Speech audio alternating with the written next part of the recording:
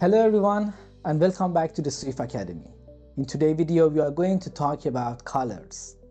Color is one of the most important component inside the Swift UI because with using the color you can make your app beautiful and colorful. You can even pass the color to each modifier to create other shapes of the view for you. For example, you can pass the color to a shadow to add a shadow to another view.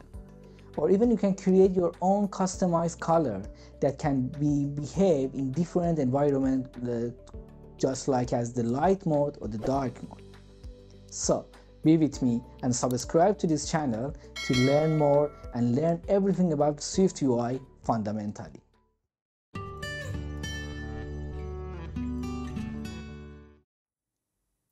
Now let's see how we can use color inside our SwiftUI application. If you remember, on our previous episode, we talked about text as a component and we add the foreground and background as the color to our text.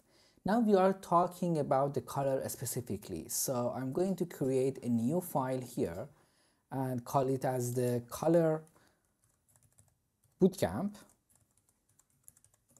Hit the enter and we already have our files here.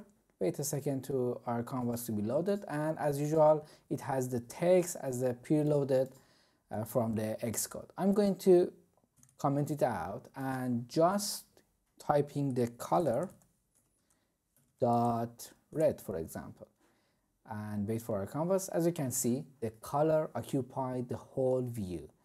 It's because the color itself is a component. So we have the red option. What other colors we have? For example, blue, and also other colors that predefined from the Apple. So if I hold the command button and click on the blue and then click on the jump to definition, you can see that the Apple documentation related to the SwiftUI with this color is just open, and you can see a bunch of different colors that we have and available for us inside the SwiftUI.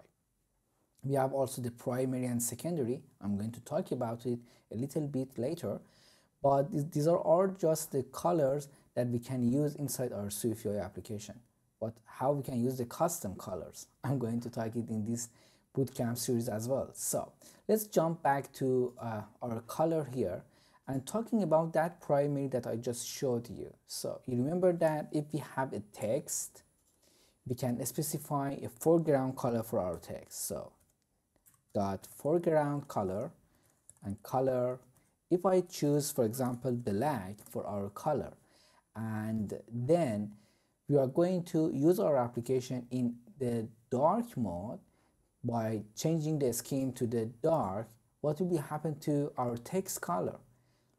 Give it a second, our text gone because the background changed to black and our color is also, our text color is also black too. So you remember we have another color called primary. If I change it to the primary and give it a second, the hello world is now going to be white because we are now in the dark mode, and in dark mode the colors actually change. If I put it back in the light, you can see that by changing this color to primary, it will be going to reflecting when we are using the dark mode or light mode. And it is your responsibility as a developer to create your application to be responsible when the user trying to use the dark version or the light version of your application. So be careful about that. Another colors that we can actually use, another components or completion handler from the color. For example, we can use the UIColor.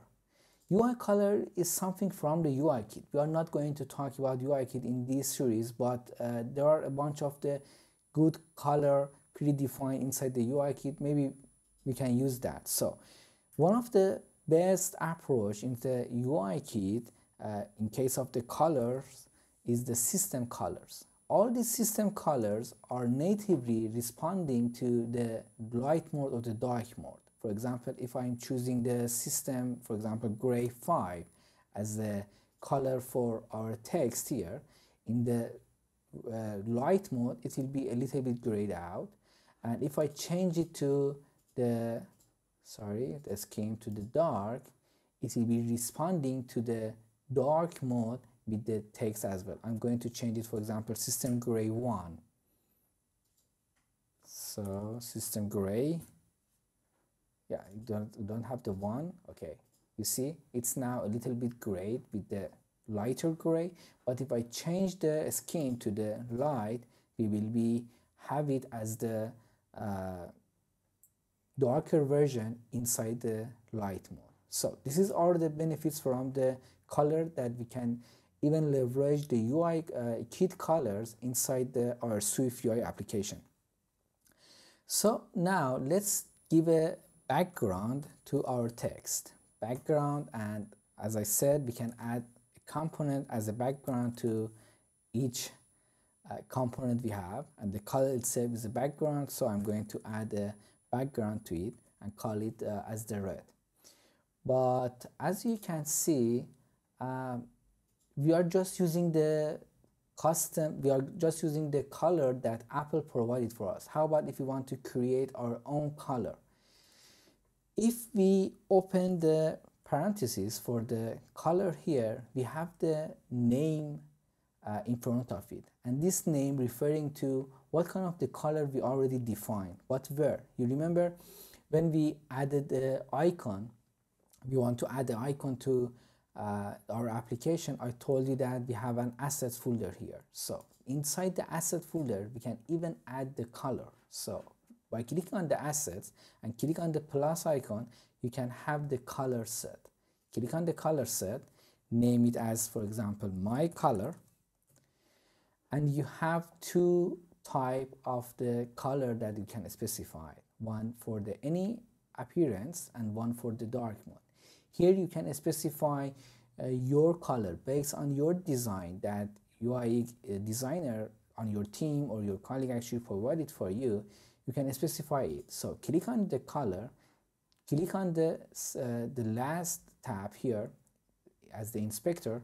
You can define the hex color, or even you can change it based on the parameters that your UI designer give it to you, or you can change the content from the color section to be one of these predefined colors, or even you can add your own color as the customized color to your application. So for example, if I click on the extended range gray, or even if I click on the extended range linear or linear model even, we can access to a bunch of variety of the colors.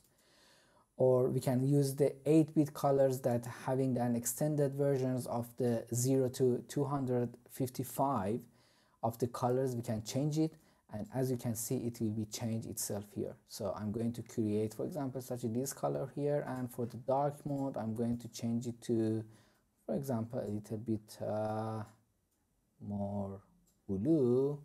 So inside the dark, it will be showed itself. So if we come back to our color bootcamp file and call our color here, I'm going to call it my color, because there is the exact name that I call it. I'll name there as the my color, give it a second to the canvas to be loaded, and our background going to be have the color that we have. Okay, remember we added the frame here in our previous episode, and I call it as the frame with the center. Okay, so now this is our color here, but you remember we specify it for the dark mode and for the light mode separately. So if we try to make our canvas to be in the dark mode, it should be respond to that. So I'm going to click on the canvas, make it a stop, then canvas and scheme to the dark. So now when the canvas is in the dark mode, you can see it is going to use our dark mode of the color that we used here. One of the good benefits of the color is that as it is a component, we can add a modifier to the color. So let's make a space here. I'm going to change a little bit here in the color of the foreground. I'm going to put it back as the black, for example, because we already have a background color here, it can be visible. Then I'm going to add a modifier to our color. So one modifier that we can use for the color is opacity. So I'm going to add, for example, the opacity as the 0.5. So it makes our black color a little bit lighter or transparent. This is the way that we can actually have creating a lot of colors, or even we can have a background color with a little bit transparency with the other parts of our application. It may be useful when you are trying to create your own colors inside your SwiftUI application. One other way to create color inside the SwiftUI by specifying the RGB, that red, green, blue values for each color, because you know that each color consists of three kind of the main colors, and we can simply by using that compilation handler here, red, green, blue, and we can specify them in the range of the 0 to the 1. For example, we can have 4, 0.4, we can have I don't know what kind of the color is going to be shaped for us, but I'm just randomly entering the numbers to see what will be happen. I'm going to delete the top one and see what will be the result of our color. Oh, okay, it's kind of the green for us, because the green actually have the higher value. If I add another value to that, you can see the green value is going to be reflect itself inside our color. So this is another way to using the color, and that's pretty much of it. So we can use the color either as a component, or you can use it inside the other modifiers to shape another component, for example, like the foreground color or background color. Or even we have another kind of the components like the shadow that I will talk about it later. It asks a color. As you can see here, I'm holding the option to have the color here. It asks the color. I'm going to just specifying as the red, for example, and the radius I'm going to say it as the 20. I'm going to put these as the default for the X and Y, and when the canvas actually loaded, you can have another shadow, nice shadow with the color that we pass inside the modifier. So the color is kind of the component, the main component that you are going to use to shape your application and to make your application colorful. I'm not going to make this video any more longer. I hope you like this video. Please subscribe and hit that bell icon to be notified when I'm creating the new videos based on the SwiftUI Bootcamp. Until the next time, see you soon.